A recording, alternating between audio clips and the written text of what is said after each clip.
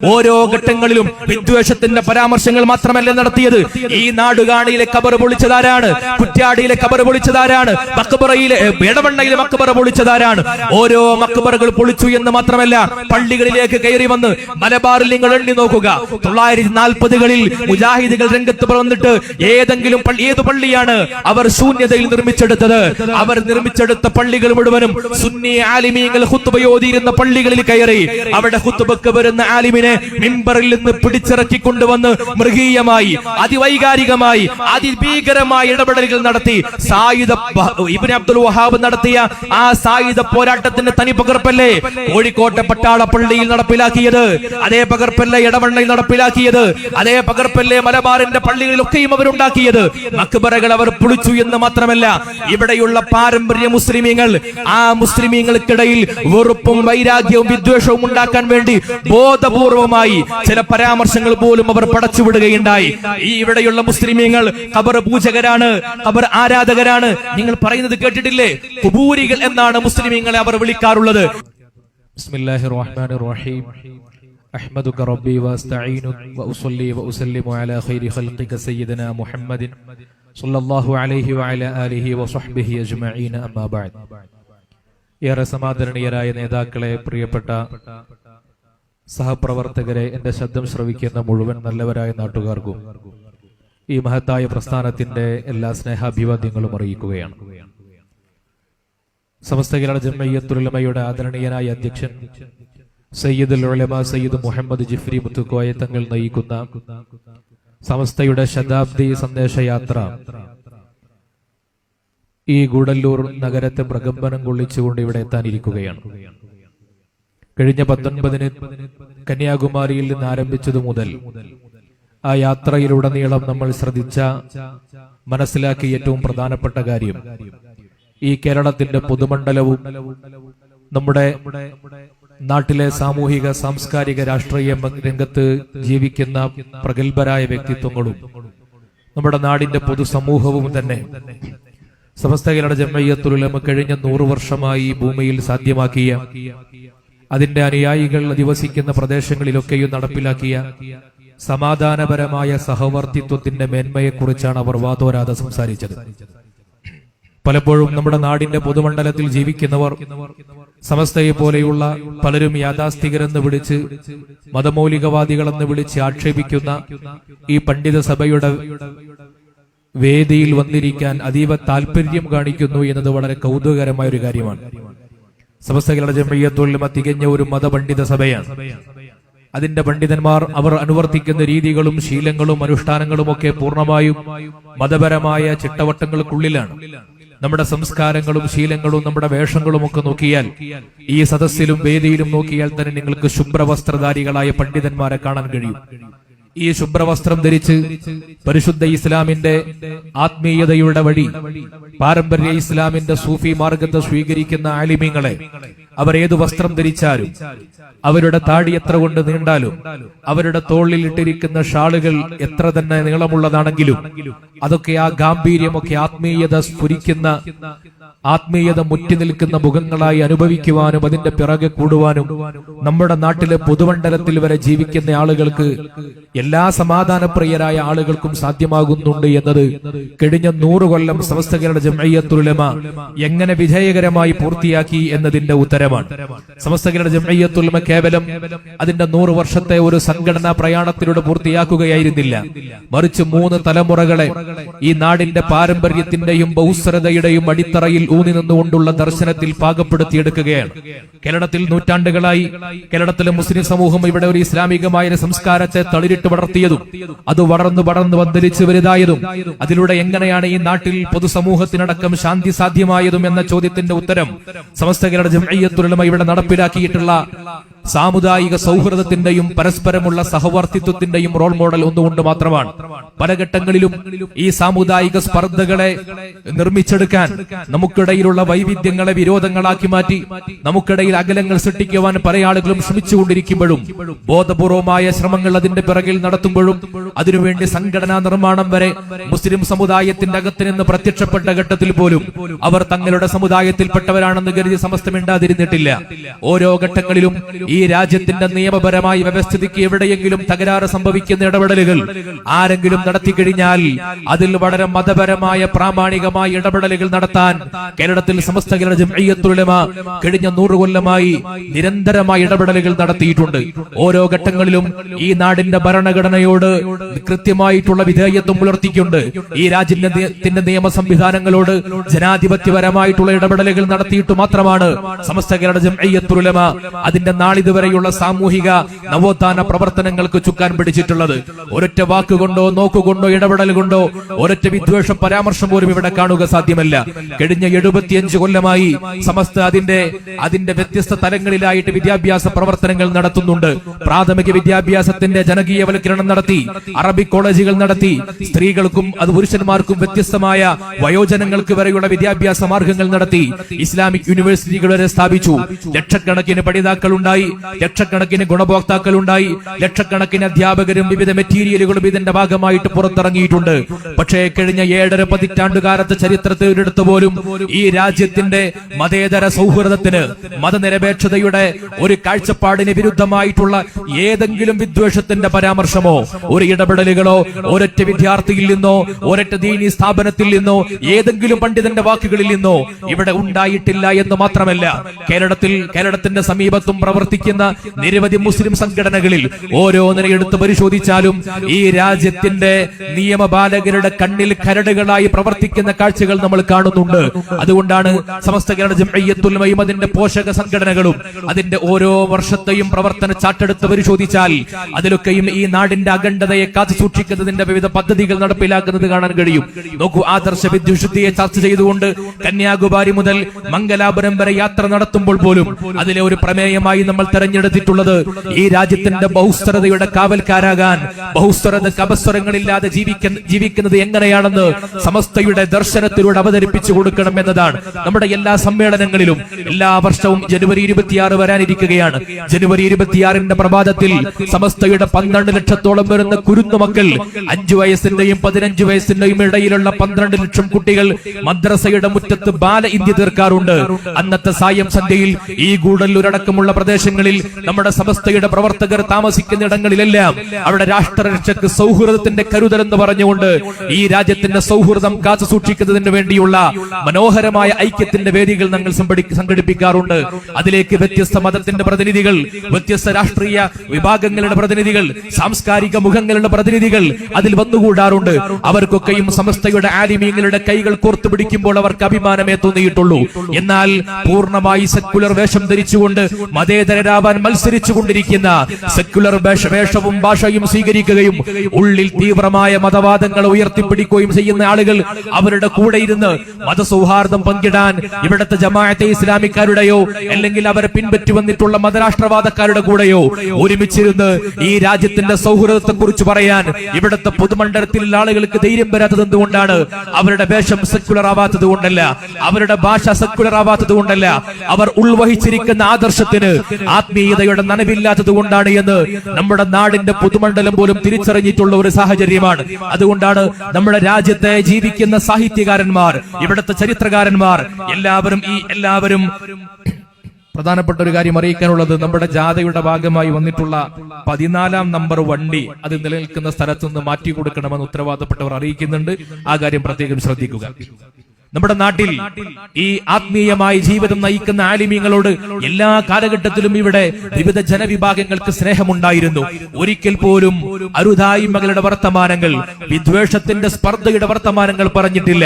ആലിമീങ്ങളെ കാണുന്ന അമുസ്ലിമീങ്ങളായ ആളുകൾ പോലും ഇന്നും അവരെ ആദരിക്കുവാനും അവരുടെ കയ്യിൽ നിന്ന് പൊരുത്തം വാങ്ങുവാനും അവർ മന്ത്രിച്ചൂതിയ വെള്ളം സ്വീകരിക്കുവാനും കാത്തിരിക്കുന്ന കാഴ്ചകൾ ഇവിടെ എക്കാലത്തും ഉണ്ടായിട്ടുണ്ട്.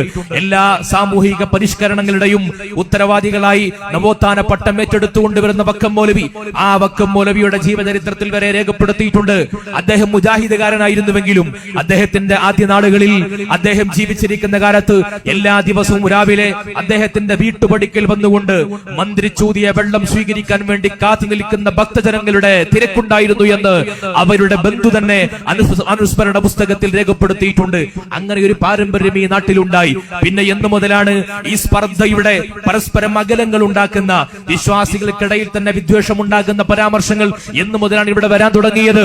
എന്നു മുതലാണ് കേരളത്തിൽ തന്നെ പ്രഗത്ഭനായ നമ്മുടെ ചരിത്രകാരൻ, കേരള ചരിത്ര ഗവേഷണ കൗൺസിൽ ഡയറക്ടറായിരുന്ന ദിനേശൻ വടക്കിനിയിൽ എന്ന് പറയുന്ന ചരിത്രകാരൻ അദ്ദേഹത്തിന്റെ ഇസ്ലാമും കേരളവും എന്ന പുസ്തകത്തിൽ വളരെ വസ്തുനിഷ്ഠമായി പ്രതിപാദിക്കുന്നുണ്ട്. ഈ കേരളത്തിന്റെ പ്രത്യേകത, ഇവിടെ കേരളത്തിലെ മുസ്ലിമീങ്ങൾ, അവിടെ പാരമ്പര്യമായി ജീവിച്ചു വന്ന മുസ്ലിമീങ്ങൾ, അവർ സമാധാനപരമായി ജീവിച്ചിരുന്നവരാണ്. ഒരു കലഹങ്ങളും ഉണ്ടായിട്ടില്ല. എല്ലാ മതവിഭാഗങ്ങളുമായി സാഹോദര്യത്തോടുകൂടി ജീവിച്ചിരുന്നവരാണ്. എന്നാൽ അതിനിടയിൽ എന്നു മുതലാണ് ഈ വർഗീയതയുടെ വർത്തമാനങ്ങൾ വരാൻ തുടങ്ങിയത്? ശുദ്ധ ഇസ്ലാമിസ്റ്റുകളായ പ്യൂരിറ്റാനിസ്റ്റുകൾ എന്ന് പറയപ്പെടുന്ന വഹാബി നവോത്ഥാനവാദികൾ അവർ രംഗത്ത് വരികയും സുന്നി വിശ്വാസികളെ, പാരമ്പര്യ വിശ്വാസികളെ അനിസ്ലാമിക വെച്ച് പുലർത്തുന്നവരായിട്ട് ആരോപിക്കുകയും പരസ്യമായി അധിക്ഷേപിക്കുകയും ചെയ്യുന്ന ഘട്ടമുണ്ടായി. അതിനുശേഷമാണ് നൂറ്റാണ്ടുകളായി നമ്മുടെ നാട്ടിൽ നിലനിന്നിരുന്ന സാമുദായിക സംസ്കാരത്തിന് വിള്ളലുണ്ടാക്കുകയും മതസാംസ്കാരികമായൊരു പോളറൈസേഷൻ, ധ്രുവീകരണം ഇവിടെ ഉണ്ടാക്കിയെടുക്കുകയും ചെയ്തത് ഈ നവപരിഷ്കർത്താക്കളാണെന്ന് പറഞ്ഞത് കേരളത്തിലെ ഏതെങ്കിലും സമസ്തയുടെ അലിമല്ല, കേരളത്തിലെ ചരിത്ര ഗവേഷണ വിഭാഗത്തിന്റെ കൗൺസിൽ ഡയറക്ടറായിട്ട് പ്രവർത്തിക്കുന്ന ഒരു ചരിത്രകാരനാണ്. നോക്കൂ, പൊതുമണ്ഡലത്തിൽ ജീവിക്കുന്ന ചരിത്രകാരന്മാർക്ക് പോലും ഈ യാഥാർത്ഥ്യം ബോധ്യപ്പെട്ടു വന്നിട്ടുണ്ട്. നമ്മുടെ പണ്ഡിതന്മാരെ ആളുകൾ സ്വീകരിച്ചിരുന്നത്, പൊതുമണ്ഡലത്തിലുള്ള ആളുകൾ കണക്കാക്കിയിരുന്നത് ഈ നാടിന്റെ നന്മ നിലനിൽക്കുവാനുള്ള ഉപാധികളാണ്. എന്തുകൊണ്ടാണ്? ഇന്ത്യ പോലെ ബഹുസ്വരതയിൽ നിൽക്കുന്ന ഒരു രാജ്യം, ഇവിടെ വിവിധ മതങ്ങളുണ്ട്, ദേശങ്ങളും വ്യത്യസ്ത സംസ്കാരങ്ങളും ഇവിടെയുണ്ട്, വ്യത്യസ്ത ആചാരങ്ങളുണ്ട്. ഇതിനിടയിൽ ആളുകൾക്ക് സഹവർത്തിത്വത്തോടെ ജീവിക്കാൻ കഴിയണമെങ്കിൽ പരസ്പരമുള്ള ആദാന പ്രദാനങ്ങൾ ഉണ്ടാകണം, പരസ്പരമുള്ള ആചാരങ്ങളെ ബഹുമാനിക്കണം, ആദരിക്കണം. ദൈവഭക്തിയിൽ ജീവിക്കുന്ന ആളുകളെ അങ്ങോട്ടും ഇങ്ങോട്ടും ആദരിക്കുന്ന ഒരു പതിവുണ്ടാകണം. ആ പതിവ് നമ്മുടെ നാട്ടിലുണ്ടായിരുന്നു. സാമുദായിക സൗഹൃദം ഇവിടെ നിലനിന്നിരുന്ന കാഴ്ചകൾ നമ്മളതിനെ വിവിധ പണ്ഡിതന്മാരുടെ ചരിത്രത്തിലൂടെ വായിച്ചെടുക്കാൻ കഴിയുന്നുണ്ട്. മഹാനരായ നമ്മുടെ ആദരപ്രധാനിയായിരുന്ന നായകൻ ശൈഖുനാ റഈസുൽ മുഹഖഖീൻ കണ്ണിയത്ത് ഉസ്താദ് നവ്വറല്ലാഹു മർഖദ, മഹാനവറുകളുടെ വരെ ഗുരുവായിരുന്ന, സമസ്തയുടെ ആദ്യകാല സമ്മേളനങ്ങളിൽ അധ്യക്ഷനായിരുന്ന മൗലാന ശംസുൽ ഉലമാ ഖുത്ബി മുഹമ്മദ് മുസ്ലിയാർ, മഹാനവറുകളെ ചികിത്സിച്ച ഡോക്ടർ CK രാമചന്ദ്രൻ എന്ന ഡോക്ടർ അദ്ദേഹത്തിന്റെ അനുഭവക്കുറിപ്പിൽ രേഖപ്പെടുത്തി വന്നിട്ടുണ്ട്.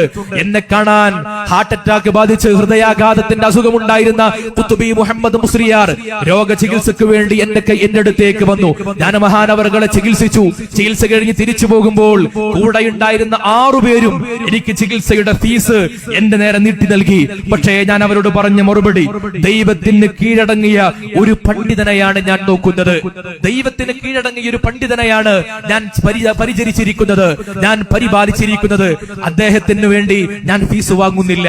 അത് പാവപ്പെട്ട ആളുകൾക്ക് വേണ്ടിയുള്ള ചികിത്സക്ക് വേണ്ടി മാറ്റിവെക്കാനാണ് ഞാൻ ആഗ്രഹിക്കുന്നതെന്ന് പറഞ്ഞപ്പോൾ ഇത് കേട്ടപാടെ ശംസുൽ ഉലമാ ഖുത്ബി മുഹമ്മദ് മുസ്ലിയാർ എന്റെ തലയിൽ കൈവച്ചുകൊണ്ട് എന്നെ അനുഗ്രഹിക്കുകയാണ്. എന്റെ ആ വലിയ മനുഷ്യൻ അദ്ദേഹത്തിന്റെ കൈ എന്റെ തലയിൽ വെച്ച് അനുഗ്രഹിച്ചു. ഇത് കേട്ടുകൊണ്ട് ഇത് കണ്ടുകൊണ്ട് ഡോക്ടർ CK രാമചന്ദ്രൻ പറയുന്ന വാക്ക്, ആ അധികായന് മുന്നിൽ ഞാനൊരു ചെറിയ മനുഷ്യനായി പോയി എന്നാണ്. നമ്മുടെ ആലിമീങ്ങളുടെ കഥകൾ എടുത്തു നോക്കിയാൽ ആ ആലിമീങ്ങളെ അനുഭവിക്കുന്ന ഓരോരുത്തർക്കും ഈ സ്നേഹമസൃണമായ സൗഹൃദത്തിന്റെ കഥകൾ പറയാൻ കഴിയുന്നുണ്ട്. നിങ്ങൾ കണ്ടില്ല, കന്യാകുമാരി മുതൽ ഈ ഗൂഡല്ലൂർ വരെയുള്ള ഓരോ യാത്രയുടെ ഇടവേളകളിലും നമ്മൾ മഹാനായ ഇതിന്റെ നായകൻ സയ്യിദുൽ ഉലമയുടെ കൂടെ വിവിധ പ്രതിനിധികൾ വന്നിരിക്കുമ്പോൾ അവരുടെ മുഖഭാവത്തിൽ നിന്ന്, അവരുടെ ശരീരഭാഷയിൽ നിന്ന് അവർ സയ്യിദുൽ ഉലമയെ, ഈ പണ്ഡിത വ്യൂഹത്തെ അവരെങ്ങനെയാണ് സ്വീകരിക്കുന്നത് എന്ന് അനുഭവിക്കാൻ നമുക്ക് കഴിഞ്ഞിട്ടുണ്ട്. നമ്മുടെ വയോധികരായ നമ്മുടെ നേതാവ് ശൈഖുൽ ജാമിഅ, അല്ലാഹു ആഫിയത്തുള്ള ദീർഘായുസ് കൊടുക്കട്ടെ, ആ ശൈഖുൽ ജാമിഅയെ അനുഭവിക്കുന്ന ആളുകൾ അത് മുസ്ലിമീങ്ങൾ മാത്രമല്ല, അമുസ്ലിമീങ്ങൾ, നമ്മളുടെ വെറുപ്പുള്ള സംഘടനാ ഭാഗത്ത് നിൽക്കുന്ന ആളുകൾ പോലും ശൈഖുൽ ജാമിഅയെ കുറിച്ച് പറയാൻ, അവിടുത്തെ വിനയത്തെ കുറിച്ച് പറയാൻ, അവിടുത്തെ സൗഹൃദത്തിന്റെ ഇടപെടലുകളെ കുറിച്ച് പറയാൻ 1000 നാവുകളാണ്. എന്തുകൊണ്ട്? അവർ ശംസുൽ ഉലമയുടെ ശിഷ്യന്മാരാണ്, അവർ തുരീഖത്തിനെ സ്വീകരിച്ചവരാണ്, അവർ ഖാദിരിയത്തിന്റെയും ചിശ്തിയത്തിന്റെയും കൈപിടിച്ചവരാണ്. ഈ സൂഫിയത്തിന്റെ കൈപിടിക്കുന്നവർ കടന്നു ചെല്ലുന്നത് മൗലാന മഹാനായ ഗരീബ് നവാസ് അജ്മീർ ഖാജ റളിയല്ലാഹു അൻഹുവിലേക്കാണ്. ഒരീബ് നവാസിന്റെ പ്രത്യേകത എന്താണ്? ഒരീബ് നവാസിന്റെ ദർബാറിൽ ചുറ്റും കൂടിയിരുന്ന ആളുകൾ ഈ നാട്ടിലെ പ്രമാണിമാരായിരുന്നില്ല. ഇവിടുത്തെ ഏറ്റവും വലിയ ക്രിമിലെയർ മുസ്ലിങ്ങളായിരുന്നില്ല. ഈ നാടിലെ ദുർബല ജനവിഭാഗമായിരുന്നു. അജ്മീറിൽ നിന്ന് മഹാനവറുകളെ കാണാൻ വേണ്ടി വന്ന ഡൽഹിയിലെ ദുർബല ജനവിഭാഗത്തിന് അവിടുത്തെ ഭരണകൂടത്തിന്റെ രാജാവ് അവകാശം നിഷേധിക്കുന്നുണ്ടെന്ന വാർത്തയറിഞ്ഞപ്പോൾ അവരുടെ കൈപിടിച്ച് അജ്മീറിൽ നിന്നും ഡൽഹിയിലേക്ക് വരികയാണ് ഗരീബ് നവാസ്. ഡൽഹിയിൽ വന്ന് മഹാനവറുകളെ കണ്ടപാടെ അവരുടെ ആവശ്യം പോലും അറിയാതെ നിങ്ങൾ എന്തിനിങ്ങോട്ട് വന്നു എന്ന് പറഞ്ഞ് ആവശ്യം പൂർത്തീകരിച്ചു കൊടുക്കുകയാണ് ഡൽഹിയിൽ അന്നത്തെ ഭരണാധികാരി. എന്തുകൊണ്ട്? ഗരീബ് നവാസിന്റെ കൂടെ ഉണ്ടായിരുന്നത് ഇവിടെയുള്ള ദുർബല ജനവിഭാഗങ്ങളാണ്. നിങ്ങൾ തമിഴ്നാടിന്റെ ചരിത്രത്തിൽ നിങ്ങൾ കാണാൻ കഴിയില്ലേ, നമ്മുടെ നാട്ടിലെ ഏറ്റവും വലിയ സൗഹൃദത്തിന്റെ ആത്മീയ അന്തരീക്ഷം പകരുന്ന കേന്ദ്രങ്ങളാണ്, ആത്മീയതയുടെ വിളനിലങ്ങളാണ് ദർഗകൾ. ഓരോ ദർഗയിലേക്ക് നിങ്ങൾ പോയി നോക്കിയാലും പാർശ്വവൽക്കരിക്കപ്പെട്ട അപരവൽക്കരിക്കപ്പെട്ട ദുർബല ജനവിഭാഗത്തിന്റെ തണലാണത്, ഷെൽട്ടറാണത്. എത്ര മനുഷ്യർക്കാണ് ആട്ടിയോടിക്കപ്പെട്ട ജനവിഭാഗങ്ങൾക്ക് അവർക്ക് പുതുജീവൻ നൽകുന്നത്, അവർക്ക് ജീവിക്കുവാനുള്ള വക ലഭിക്കുന്നത്, അവർക്കൊരു നേരത്തെ പശിയടങ്ങുന്നത്, അവർക്ക് വേണ്ടി പ്രാർത്ഥനാ നിർഭരമായ വേദികൾ ഒരുക്കുന്നത്. ഈ ഭൗതികതയുടെ എല്ലാ അലങ്കാരങ്ങളിലും പ്രതീക്ഷ അസ്തമിച്ചു പോയ മനുഷ്യർക്ക് അവസാനത്തെ പ്രതീക്ഷയാണ് ആത്മീയതയുടെ നനവുള്ള കരങ്ങൾ റബ്ബിലേക്ക് ഉയരുന്നത്. അതിന്റെ വേദികൾ അവർക്ക് ഒരുക്കി കൊടുക്കുന്ന ദർഗകളാണ്. ആ ദർഗകളിൽ നമ്മൾ പോയി നോക്കിയാൽ കാണുന്നത് അവിടെയുള്ള ദുർബല ജനവിഭാഗങ്ങളാണ്. ഇവിടുത്തെ ഭരണകൂടങ്ങൾക്ക് സാധ്യമാകാത്ത, ഇവിടുത്തെ വലിയ സമ്പന്ന വർഗങ്ങൾക്ക് സാധ്യമാകാത്ത ഈ നാടിന്റെ രാഷ്ട്ര നിർമ്മാണ പ്രക്രിയയിലേക്ക് ഇവിടെ ഭരണകൂട വിഭാഗങ്ങളുടെ കണ്ണുപോലും എത്താത്ത പ്രദേശങ്ങളില് അവർക്ക് മാനസികമായ സ്വൈര്യം കൊടുത്ത്, സന്തോഷം കൊടുത്ത്, ഭക്ഷണം കൊടുത്ത്, ജീവിതോപാധി കൊടുത്ത്, ആത്മീയതയുടെ ആശ്വാസം പകർന്നു കൊടുക്കുന്ന നിശബ്ദമായി ഈ നാടിന്റെ സഹവർത്തിത്വത്തിന്റെ, ഈ നാട്ടിലെ കോടിക്കണക്കിന് മനുഷ്യരുടെ സന്തോഷകരമായ ജീവിതത്തിന് ആത്മീയതയുടെ ഉൾക്കരുത്തുകൊണ്ട് പ്രകാശം പരത്തി കൊടുക്കുന്ന ഇടങ്ങളായി ദർഗകൾ മാറിയില്ലേ? ആ ദർഗകളിലേക്ക് ആത്മീയതയുടെ നനവുകൾ സ്വീകരിക്കാൻ വേണ്ടി ആളുകൾ സമീപിക്കുമ്പോൾ അതിനെതിരെ വിദ്വേഷത്തിന്റെ പ്രചാരണം നടത്തിയത് ആരാണ് ഇവിടെ? ഈ കേരളത്തിൽ, നമ്മുടെ നാട്ടിൽ നിന്ന് മാത്രമല്ല ലോകത്തെവിടെയൊക്കെ വിദഈ പ്രസ്ഥാനങ്ങൾ കടന്നു വന്നിട്ടുണ്ടോ അവരാണ് ഈ സൗഹൃദാന്തരീക്ഷങ്ങൾക്ക് തകരാറുണ്ടാക്കിയത്. അവരാണ് വിദ്വേഷ പ്രചാരണങ്ങൾ ആദ്യം നടത്തിയത്. ഈ കഴിഞ്ഞ ആഴ്ച 2 ദിവസങ്ങൾക്ക് മുമ്പ് പ്രസിദ്ധീകരിക്കപ്പെട്ട മുജാഹിദ് വിഭാഗത്തിന്റെ ഷബാബി എന്ന ഒരു വാരികയുണ്ട്. ആ വാരികയിൽ ഇന്നത്തെ അവരുടെ തലമുതിർന്ന നേതാവ്, ഏറ്റവും പ്രായമുള്ള നേതാവാണ് CP ഉമർ സുല്ലമി. അദ്ദേഹം എഴുതിയിട്ടുള്ള പരാമർശങ്ങൾ, അദ്ദേഹത്തിന്റെ ചില പരാമർശങ്ങൾ എത്ര ഗുരുതരമാണെന്നറിയുമോ? ഈ നാട്ടിൽ 920-കൾക്ക് മുമ്പ് ഇവിടെ ജീവിച്ചിരുന്ന മുസ്ലിമീങ്ങൾ അവർ അന്ധവിശ്വാസികളായിരുന്നു. അവർക്ക് മതപരമായ ചിട്ടകൾ ഉണ്ടായിരുന്നില്ല. അവർ മതപരമായ വൃത്തത്തിന്റെ പുറത്തായിരുന്നു എന്ന് ഇന്നോ ഇന്നലെയോ പറയാൻ തുടങ്ങിയത് ആവർത്തിച്ചുകൊണ്ടിരിക്കുകയും സമസ്തയുടെ ആലിമീങ്ങളെ കുറിച്ച് വിദ്വേഷ പ്രചാരകരെന്ന് പുലമ്പ്യം പറയുകയും ചെയ്യുന്ന കാഴ്ചകൾ ഇന്നലെ പോലും നമ്മൾ കാണുകയാണ്. എന്താണ് അവരുടെ വാദങ്ങൾ?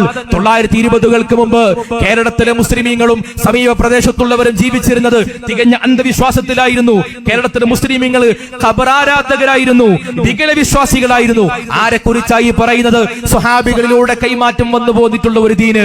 ആ ദീനിനെ സ്വീകരിക്കുന്ന കേരളത്തിലെ ആലിമീങ്ങൾ ഒരു കണ്ണി പോലും മുറിയാത്ത പാരമ്പര്യത്തിന്റെ കഥകൾ നേരത്തെ ഇവിടെ ഉസ്താദുമാർ വിശദീകരിക്കുകയുണ്ടായി. ആ പാരമ്പര്യമുള്ള ആലിമീങ്ങളിലൂടെ കടന്നു വന്നിട്ടുള്ള ഈ നാടിനെ, ഇമാമീങ്ങളിലൂടെ സ്വഹാബികൾ ചെന്നുമുട്ടുന്ന പാരമ്പര്യമുള്ള ഇസ്ലാമിനെ, ആ ഇസ്ലാമിൽ വിശ്വസിച്ചിരുന്ന 13 നൂറ്റാണ്ടുകാലത്തെ മുസ്ലിമീങ്ങളെ കുറിച്ച് വിഗ്രഹാരാധകരാണ്, ഖബർ പൂജകരാണ്, വികല വിശ്വാസികളാണ് എന്ന് വിദ്വേഷ പ്രചാരണം ഇന്നലെ പോലും പറഞ്ഞു വെക്കുന്ന ഇവിടുത്തെ സുല്ലമിമാർക്ക് എങ്ങനെയാണ് ഈ നാടിന്റെ ഐക്യത്തെ കുറിച്ച് പറയാൻ കഴിയുക? എങ്ങനെയാണ് അവർക്ക് സമാധാനപരമായ സഹവർത്തിത്വത്തെ കുറിച്ച് പറയാൻ കഴിയുക? നിങ്ങൾ അറിയണം, കഴിഞ്ഞ 100 കൊല്ലമായി നമ്മളെ കുറിച്ച്, മുസ്ലിങ്ങളെ കുറിച്ച് അവർ പറയുന്നത് നിങ്ങൾ മുസ്ലിങ്ങളല്ല, നിങ്ങൾ മുശ്രിക്കുകളാണ്, നിങ്ങൾ മതത്തിന്റെ പുറത്താണ്. ഈ വാദത്തിന്റെ ഗൗരവം എന്താണ്? ഈ ആരോപണത്തിന്റെ ഗൗരവം എന്താണ്? നോക്കൂ, ഈ രാജ്യത്ത് ജീവിക്കുന്ന 20 കോടി മുസ്ലിമീങ്ങൾ ഈ നാട്ടിൽ നിന്ന് പോവുകയും പാകിസ്ഥാനിലേക്ക് കുടിയേറി പോവുകയും ചെയ്യണമെന്ന് ഒരു തീവ്രവാദിയായ, തീവ്രപക്ഷക്കാരനായ ഒരു രാഷ്ട്രീയ നേതാവ് ഒരിക്കൽ പറഞ്ഞപ്പോ നമ്മൾക്കൊക്കെ വേദനയുണ്ടായിരുന്നു. അതിനെതിരെ കേസിന് പോയിരുന്നു. എന്തുകൊണ്ട്?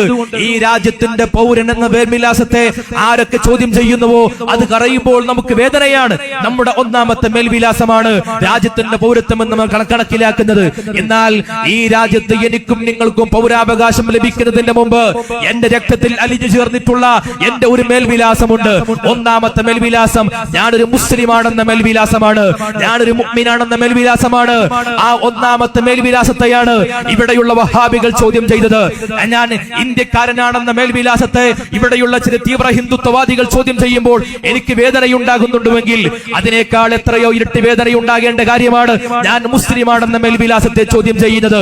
അതിനെ ചോദ്യം ചെയ്യുന്നു എന്ന് മാത്രമല്ല, അതിനെതിരെ രൂക്ഷമായ ആരോപണങ്ങൾ നടത്തി നമ്മുടെ പള്ളികളിലെ ഇമാമുമാരെ പൂജാരികളാക്കി അവതരിപ്പിച്ചുകൊണ്ട് നമ്മൾ ആക്ഷേപിക്കുന്നതിന്റെ ഭാഗമായി മറ്റു മതവിശ്വാസികളിൽപ്പെട്ട ഉന്നത തലത്തിൽ ജീവിക്കുന്ന ആളുകളെ പോലും അതിന്റെ കൂടെ പറയുന്ന വളരെ ദുരുദ്ദേശപരമായ വിദ്വേഷ പരാമർശങ്ങൾ കഴിഞ്ഞ 100 കൊല്ലമായി പറയാൻ തുടങ്ങിയിട്ട് ഏതെങ്കിലും വാക്കുകൊണ്ടോ ഏതെങ്കിലും നോക്കുകൊണ്ടോ ഇടപെടൽ കൊണ്ടോ തിരിച്ചങ്ങോട്ട് ഒരു വിദ്വേഷ പരാമർശം നമ്മുടെ ആലിമ്യങ്ങൾ എവിടെയെങ്കിലും നടത്തിയതായിട്ട് കാണാൻ കഴിയുമോ? ഒരിക്കലുമില്ല. കഴിഞ്ഞ 100 കൊല്ലത്തെ ചരിത്രത്തിൽ ഇത്ര സഹിഷ്ണുതയോടെ സമാധാനത്തോടുകൂടി വൈജ്ഞാനികമായി മാത്രം സംവാദം നടത്തുകയും അവരോട് തിരിച്ച് സ്നേഹ സൗഹൃദത്തിന്റെ മനോഹരമായ പാരമ്പര്യത്തെ അവതരിപ്പിച്ചു കൊടുക്കുകയുമാണ് ചെയ്തത്. എന്നിട്ടും നമുക്കെതിരെ ചെയ്ത കാര്യങ്ങൾ എന്താണ്? ഓരോ ഘട്ടങ്ങളിലും നമ്മുടെ നാട്ടിലെ ഈ പാരമ്പര്യത്തിന്റെ എല്ലാ മാതൃകകളെയും തകർത്തെറിയുകയല്ലേ അവർ ചെയ്തത്. കേരളത്തിൽ ആദ്യമായി രൂപം കൊണ്ട ഐക്യ സംഘം എന്ന മുജാഹിദുകളുടെ പൂർവ്വ സംഘടന, ആ സംഘടനയുടെ രൂപീകരണത്തെ കുറിച്ച് അതിന്റെ അക്കാലഘട്ടത്തിലെ നേതാവായിരുന്ന മണപ്പാട് കുഞ്ഞഹമ്മദ് ഹാജി എന്ന വ്യക്തിയുടെ മകൻ അദ്ദേഹം ഷബാബിൽ ഒരു എഴുതി വെച്ചത്, ഞങ്ങളുടെ പിതാവ് ആദ്യമായി നവോത്ഥാന പോരാട്ടങ്ങൾ തുടങ്ങി വെച്ചത് സ്വന്തം കുടുംബത്തിന്റെ പേരിൽ ഉണ്ടായിരുന്ന ജാറം തകർത്തുകൊണ്ടാണ്. ജാറം തകർത്തിട്ട് ഭീകരമായ താണ്ഡവങ്ങളിലൂടെയാണ് എന്റെ ഉപ്പ നവോത്ഥാന ശ്രമങ്ങൾ ആരംഭിച്ചു വെച്ചത് എന്നാണ്. ഇത് കേരളത്തിൽ മാത്രം തുടങ്ങിയതല്ല. നൂറ്റാണ്ടുകൾക്ക് മുമ്പ് മക്കയിലും മദീനയിലും ഹിജാസിന്റെ വിവിധ പ്രവിശ്യകളിൽ മുഹമ്മദ് ബിൻ അബ്ദുൽ വഹാബ് തുടങ്ങി വെച്ച ആദർശമാണിത്. അദ്ദേഹമാണ് ഈ നടപടി സ്വീകരിച്ചത്. മഹാനായ സയ്യിദ് ബിൻ ഖത്താബ് റളിയല്ലാഹു അൻഹു എന്ന അല്ലാഹുവിന്റെ റസൂൽ സ്വല്ലല്ലാഹു അലൈഹി വസല്ലമ തങ്ങളുടെ ഏറ്റവും പ്രിയപ്പെട്ട സ്വഹാബിമാരിൽപ്പെട്ട സ്വഹാബി, ആ സ്വഹാബിയുടെ ഖബർ വെട്ടിപ്പൊളിച്ച് നിരപ്പാക്കിയത് ഈ മുഹമ്മദ് ബിൻ അബ്ദുൽ വഹാബാണ്. കർബലയിലേക്ക് പോയി ആ കർബലയിൽ സൂഫികളായ ആലിമീങ്ങളായ ആരിഫീങ്ങളായ ആളുകളുടെ ഖബറുകൾ വെട്ടിപ്പൊളിച്ചത് ഈ വഹാബികളാണ്. അവിടെയുള്ള ദർഗകൾ പൊളിക്കുകയും ചെയ്തു എന്ന് മാത്രമല്ല, അവിടെയുള്ള ദർഗകളിൽ സൂക്ഷിക്കപ്പെട്ടിരുന്ന വിലപിടിപ്പുള്ള രത്നങ്ങൾ, വലിയ സമ്പത്തുകൾ, ഗോൾഡ് കോയിനുകൾ ഉൾപ്പെടെയുള്ളവ അപഹരിച്ചെടുക്കുകയും തങ്ങളുടെ കൂടെ വന്ന കർസേവകരായി കടന്നു വന്നിട്ടുള്ള ആളുകൾക്ക് വിതരണം ചെയ്യുകയും ചെയ്ത ചരിത്രം. അതുപോലെ തിരിച്ചു ഹിജാസിലേക്ക് വന്ന് മക്കയും മദീനയും കൊള്ളയടിച്ച് അവിടെയുള്ള ഖബറുകളെ നിരപ്പാക്കി ആ കൊള്ളയടിച്ച പണം തങ്ങളുടെ വഹാബികളായ പോരാളികൾക്ക് വേണ്ടി, കർസേവകർക്ക് വേണ്ടി ദാനമായി വീതിച്ചു കൊടുക്കുകയും ചെയ്ത നിഷ്ഠൂരമായ ഭീകരതയുടെ പാരമ്പര്യം വഹാബികൾ നടത്തിയിട്ടുണ്ട് എന്നത് നമ്മുടെ ആരോപണമല്ല.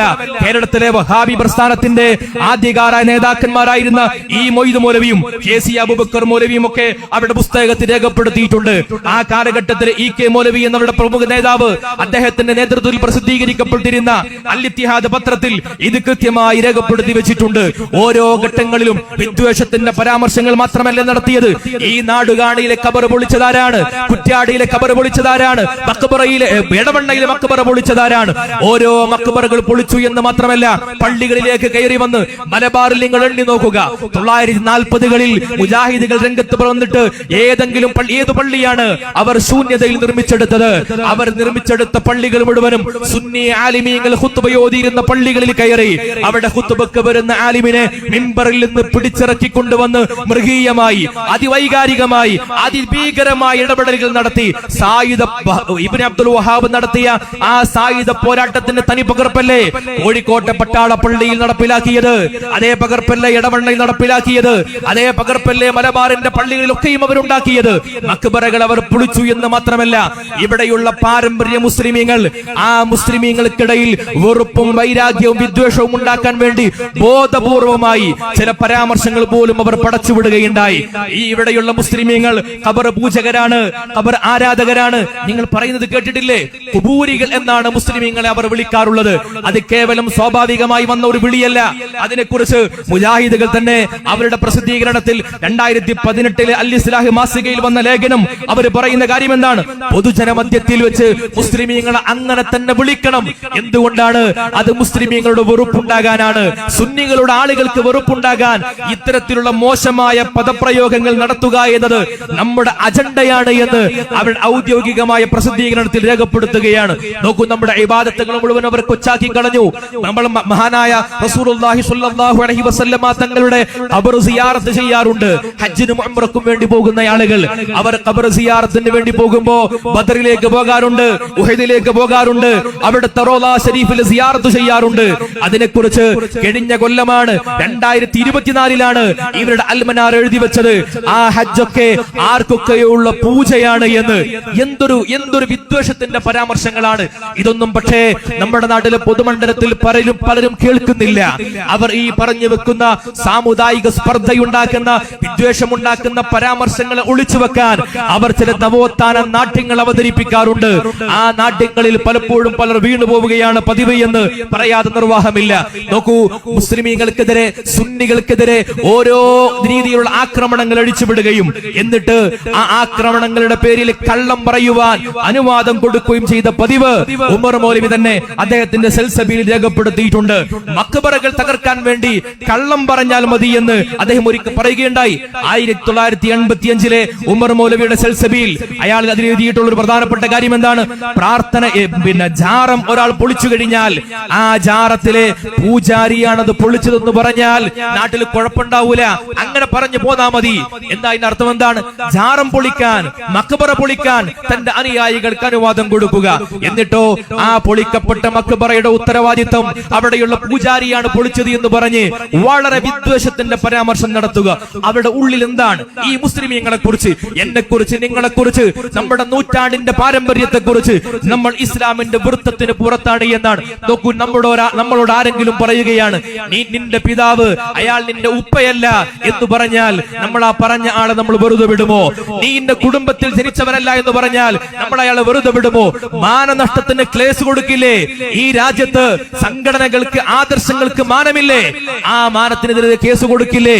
എന്നാൽ നിങ്ങൾ ആലോചിക്കണം, എന്നെയും നിങ്ങളെയും കുറിച്ച് നമ്മൾ ആരും കേൾക്കാൻ ഇഷ്ടപ്പെടാത്ത ഈ വർഗീയ പരാമർശങ്ങൾ നിരന്തരം പറഞ്ഞു പരത്തി എന്ന് മാത്രമല്ല, നമ്മുടെ സുന്നത്ത് ജമാഅത്തിന്റെ വേദികളിൽ ഏറ്റവും കൂടുതൽ നിലയുറപ്പിച്ചിരുന്ന മഹാനായ പണ്ഡിതനാണ് ഇ കെ ഹസൻ മുസ്ലിയാർ റളിയല്ലാഹു മർഖദ. ആ മഹാനുഭാവൻ രോഗശയ്യയിൽ കിടക്കുന്ന നേരത്ത് ആ മഹാനുഭാവന് ഈ ഉമർ മൗലവിയാണ് കത്തയച്ചത്. എന്താ കത്തിന്റെ ഉള്ളടക്കം? നിങ്ങൾ മുസ്ലിമായി കൊള്ളുക. അവസാന സമയത്ത് രോഗാതുരനായി കിടക്കുന്ന നേരത്ത് ഈ നാട്ടിലെ മുജാഹിദ് പണ്ഡിത സഭയുടെ നേതാവ് അയച്ചു കൊടുക്കുന്ന കത്തിന്റെ ഉള്ളടക്കമാണ് അസ്ലിം തസ്ലം, നിങ്ങൾ മുസ്ലിമാകണേ എന്ന്.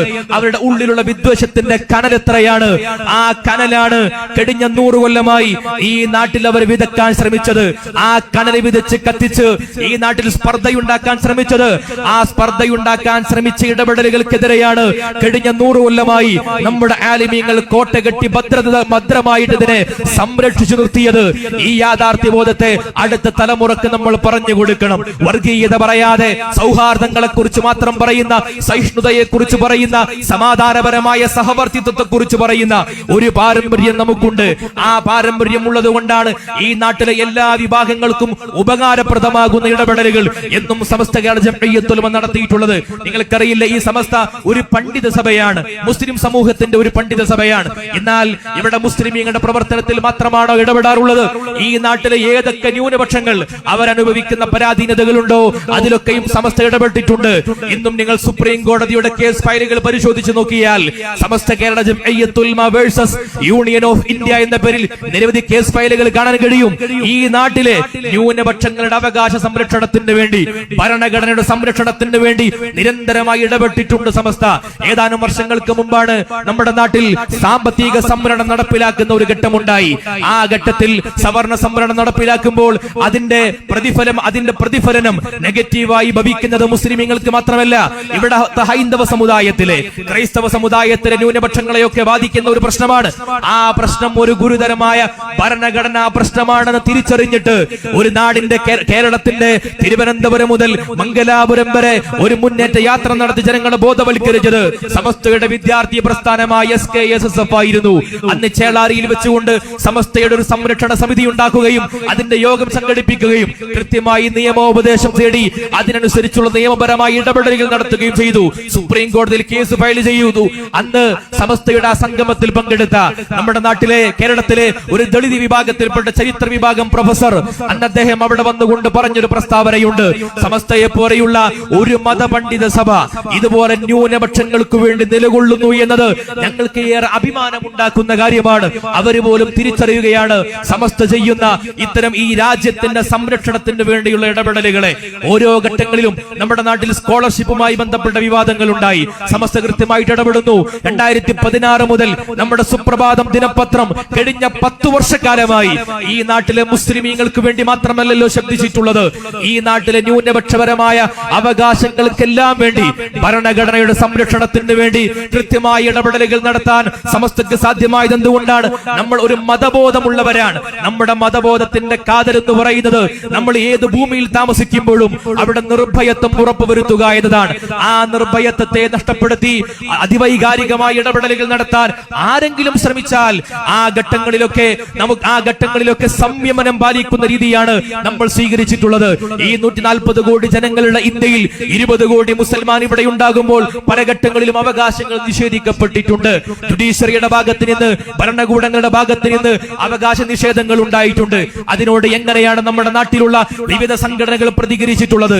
ഈ അവസരം മുതലെടുത്ത് ന്യൂനപക്ഷ വർഗീയതയെ ആളിക്കത്തിച്ച് ഒരു വൈകാരികമായ തരംഗം ഉണ്ടാക്കുകയും അതിന്റെ മറുവിലൂടെ തങ്ങളുടെ ഒളിയ അജണ്ടകൾ നടപ്പിലാക്കുവാനുള്ള അവസരങ്ങളായി, ഒരു പിൻവാതിലുകളായി, അതിനുള്ള ചില അടവ് നയങ്ങളായിട്ട് പലരും അതിനെ കണ്ടപ്പോൾ അവിടെ കൃത്യമായ ഇടപെടലുകൾ നടത്തി ആരൊക്കെ പ്രകോപിപ്പിച്ചാലും ശരി, ആരൊക്കെ നമ്മുടെ ഈ സംയമനത്തിന്റെ സൗഹൃദത്തിന്റെ തണലിൽ നിന്ന് നമ്മൾ ആരൊക്കെ ഇളക്കിവിടാൻ ശ്രമിച്ചാലും ശരി, അനാവശ്യ തർക്കങ്ങളിലേക്കോ വിവാദങ്ങളിലേക്കോ ഒരിക്കലും സമസ്തയുടെ ആലിമീങ്ങൾ പോയിട്ടില്ല.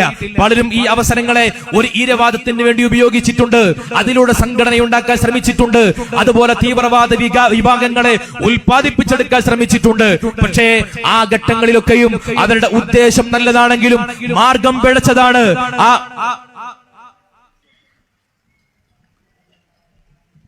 ഞാൻ പറഞ്ഞു വന്നതിന്റെ ചുരുക്കം ഇതാണ്. ഓരോ ഘട്ടങ്ങളിലും സമൂഹത്തിൽ വിവിധ പ്രകോപനങ്ങൾ ഉണ്ടാക്കി, പ്രസ്താവനകൾ ഇറക്കി ഈ നാടിന്റെ സാമുദായിക ഐക്യം തകർക്കാൻ പലരും ശ്രമിക്കുന്ന ഘട്ടങ്ങളിലൊക്കെ വളരെ അവധാനതയോടുകൂടിയാണ് സമസ്തയുടെ ആലിമീങ്ങൾ പ്രതികരിച്ചിട്ടുള്ളത്. നോക്കൂ, ഈ കഴിഞ്ഞ ഏതാനും മാസങ്ങൾ മാത്രം എടുത്തു നോക്കിയാൽ സമുദായങ്ങൾക്കിടയിൽ സ്പർദ്ധയുണ്ടാക്കുന്ന പ്രകോപന വർത്തമാനങ്ങൾ പലരും പറഞ്ഞിട്ടുണ്ട്. അതിൽ നിന്ന് ഏതെങ്കിലും ഒരു ബൈറ്റ് സമസ്തയുടെ നേതാക്കളിൽ നിന്നോ നമ്മുടെ പ്രസിഡന്റായ സയ്യിദുൽ ഉലമയിൽ നിന്നോ കിട്ടുമോ എന്ന് പല മീഡിയ പ്രവർത്തകരും ശ്രമിച്ചു നോക്കിയിട്ടുണ്ട്.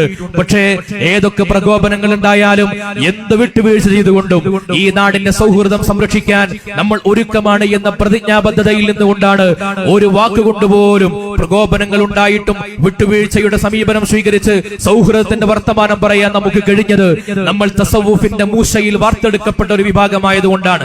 അതുകൊണ്ട് 100 വർഷം പിന്നിടുമ്പോൾ നമ്മൾ ഈ ജനതയോട് പറയുന്നത് അവകാശവാദങ്ങളല്ല. അടുത്ത 100 വർഷത്തേക്ക് നിങ്ങൾ നമ്മുടെ കൂടെ കൂടണമെന്ന് പറയുന്നത് കേവലം വാഗ്വിലാസങ്ങളുടെ പേരിലല്ല, കഴിഞ്ഞ 100 വർഷത്തെ ചരിത്ര സാക്ഷ്യമാണ്. എന്തുകൊണ്ട് അടുത്ത 100 കൊല്ലത്തേക്കുള്ള തലമുറകൾ എന്തുകൊണ്ട് സമസ്തയുടെ കൂടെ ചേരണം എന്ന ചോദ്യത്തിന്റെ ഉത്തരം ഈ നാടിന്റെ സാമുദായിക സൗഹൃദം നിലനിൽക്കണോ, ഇവിടെ അഹ്ലുസ് സുന്നത്തി വൽ ജമാഅ ഇവിടെ ഉണ്ടാകണം. മഹാനായ ശൈഖുൽ മർഹൂം ശംസുൽ ഉലമാ ഇനവറല്ലാഹു മർഖദ മഹാനവർകൾ 60ാം വാർഷിക സമ്മേളനത്തിൽ വെച്ചുകൊണ്ട് പ്രഖ്യാപിച്ചതുപോലെ അഹ്ലുസ് സുന്നത്തി വൽ ജമാഅത്ത് ഇവിടെ നിന്നാലേ ഇവിടെ സാമുദായിക മൈത്രി ഉണ്ടാവുകയുള്ളൂ. നമ്മൾ കഴിഞ്ഞ നൂറ്റാണ്ടുകളിൽ സൗഹൃദത്തോടുകൂടി ജീവിച്ച പോലെ സാമുദായിക മൈത്രി ഇവിടെ ഉണ്ടാകണമെങ്കിൽ സുന്നത്തു ജമാഅത്ത് ഇവിടെ നിലനിൽക്കണം. അതിനെ സത്യസന്ധമായി പ്രബോധനം ചെയ്യുന്ന ഒരേ ഒരു വിഭാഗം സമസ്ത കേരള ജംഇയ്യത്തുൽ ഉലമയാണ്. അതുകൊണ്ട് അടുത്ത തലമുറകളോട് നമുക്ക് പറയാനുള്ളത്, സൗഹൃദാന്തരീക്ഷം നിലകൊള്ളുന്ന ഒരു മത സാമുദായിക സൗഹൃദങ്ങളെ സംരക്ഷിക്കുന്ന ഒരു ദീനിന്റെ ഉള്ളടക്കത്തിന്റെ ഭാഗമാകണോ സമസ്തയുടെ കൂടെ നിങ്ങൾ നിൽക്കുക. വൈരുദ്ധ്യങ്ങളില്ലാതെ, മാറിമറിയുന്ന ആദർശങ്ങളില്ലാതെ സുസ്ഥിരമായ ആദർശത്തോടുകൂടി തൗഹീദാകട്ടെ, ശിർക്കാവട്ടെ, ഇബാദത്താകട്ടെ, ആചാര ദുരാചാരങ്ങളാവട്ടെ, ദിവസം തോറും, മാസങ്ങൾ തോറും, വർഷങ്ങൾ തോറും മാറിമറിയുന്ന ആദർശങ്ങളില്ലാതെ 100 കൊല്ലത്തെ സ്ഥിരതയുള്ള ആദർശത്തെ ചിട്ടപ്പെടുത്തി അടുത്ത 100 വർഷത്തേക്ക് സമർപ്പിക്കുന്ന ഈ സമസ്തയുടെ കൂടെ നിൽക്കുക എന്നത് മാത്രമാണ് അടുത്ത നൂറ്റാണ്ടിലേക്കുള്ള ഉമ്മത്തിന്റെ വിജയത്തിനുള്ള ഒരൊറ്റ നിദാനം എന്ന് മാത്രം സൂചിപ്പിച്ചുകൊണ്ട് നമ്മുടെ ആദരണീയരായ ഈ ജാഥയുടെ അഭിമാനകരമായ നായകൻ, അനിശ്ചിത നായകൻ സയ്യിദുൽ ഉലമാ സയ്യിദ് മുഹമ്മദ് ജിഫ്രി മുത്തുക്കോയ തങ്ങൾ ഈ പ്രൗഢമായ നഗരിയിലേക്ക് നിങ്ങളുടെ ഉജ്ജ്വലമായ സ്വീകരണങ്ങളെ ഏറ്റുവാങ്ങിക്കൊണ്ട് കടന്നു വരികയാണ്.